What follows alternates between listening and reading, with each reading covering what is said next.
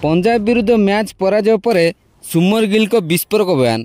नमस्कार दर्शक बंधु, मंगलवार दिन खेला चलित आईपीएल 2025 संस्करण पंचम मैच। यही मैच रे सामना सामनी होते किंग्स 11 पंजाब एवं गुजरात टाइटेंस।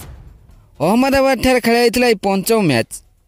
अहमदाबाद ठारे खेला मैच रे घर गुजरात टाइटेंस को पंजाब ठारू 11 रन व्यवधान परास्त होगा पड़ा।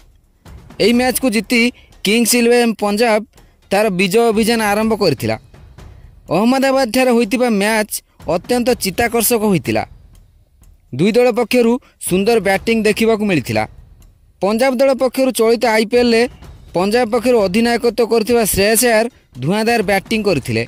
से 42 बॉल खेली 5टी चौका और 9टी छक्का सहायतार मोट 97 रन संग्रह करथिले। एसहित प्रियांश आर्या एवं शशांक सिंह मध्य चमत्कार बैटिंग करी यथाक्रमे 47 एवं 44 रन संग्रह करथिले। सेहीपरि गुजरात टाइटेंस पक्षरु ओपनिंग रे आसीथिबा साई सुदर्शन सर्वाधिक 74 रन संग्रह करथिया बेले जॉस बटलर 54, रदरफोर्ड 46 एवं अधिनायक सुमन गिल 33 रन पाली खेलिथिले। एही मैच रे पंजाब ठारू 11 रन व्यवधान परास्त होइतिला गुजरात। तबे मैच शेष होबा परे गुजरात दलर अधिनायक सुमन गिल सांबादिक सम्मेलन में निजर विरक्ति प्रकाश करने सह एही मैच रे निज दलर प्रदर्शन को नहीं एक विस्फोरक बयान देथिले। तेबे सुमन एही मैच पर देइथिबा से बयान कौन ताहा आमे आपन को जणाइबो एही वीडियो रे। किंतु एहा पूर्व जदि आपण श्रेयस अय्यर बैटिंग रे खुशी अछंती ताहले दयाकर वीडियो को लाइक कर दियंतु एवं चलित आईपीएल संस्करण रे श्रेयस कौन शतक हासिल करि परिबे निजर मूल्यवान मतामत दयाकर कमेंट कर जणांतु। तेबे आसंतु जानिबा संपूर्ण खबर। दर्शक बंधु, मैच पर सांबादिक सम्मेलन में सुमन गिल रागिबार देखा मिलता। मैच हारिबार कारण विषय में जितेबाला प्रश्न कराइथिला सेतेबेले से निजर बयान रखी कहिथिले आम दल ई मैच को जितवा बहुत चेष्टा करथिला, हेले आमे अल्पके परास्त हो जाइथिलु। आमे द्वितीय पाली रे 244 रन एक विशाल टार्गेटर पीछा करथिलु।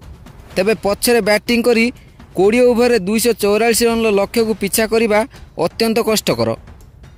आमर बैट्समैन माने भल चेष्टा करथिले, हेले आमे आम परिश्रम रे सफल होई पारि नथिलु।